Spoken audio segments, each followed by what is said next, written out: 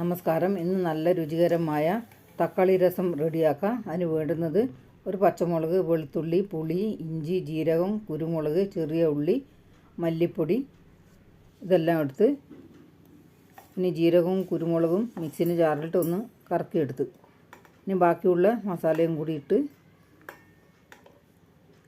ഒരു തക്കാളി അരിഞ്ഞതും ചേർത്ത് നല്ലപോലെ ഒന്ന് പൊടിച്ചെടുത്ത് അതിന് ഒരു ഗ്ലാസ് വെള്ളം ഒഴിച്ച് ഒന്ന് ഇളക്കി കടായിലേക്ക് ഒഴിച്ച് കൊടുക്കാം.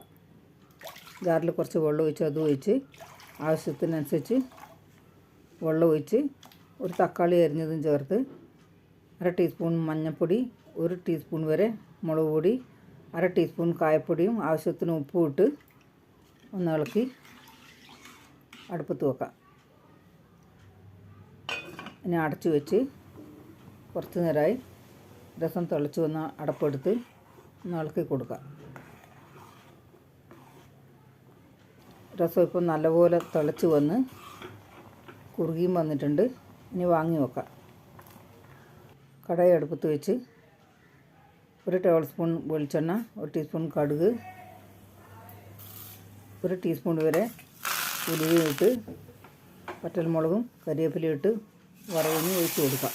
നല്ല സൂപ്പർ രസമാണ്. നല്ല മണം വരുന്നുണ്ട്. ചോറിൻ്റെ കൂടെ വേറെ കറീൻ്റെ ആവശ്യമില്ല. ഇളക്കി കൊടുക്കാം. കുറച്ച് മല്ലിയില അരിഞ്ഞത് ഇട്ട് കൊടുക്കുക. ഇഷ്ടപ്പെട്ടാൽ ലൈക്ക്, ഷെയർ, കമൻറ്റ്, സബ്സ്ക്രൈബ് ചെയ്യണേ.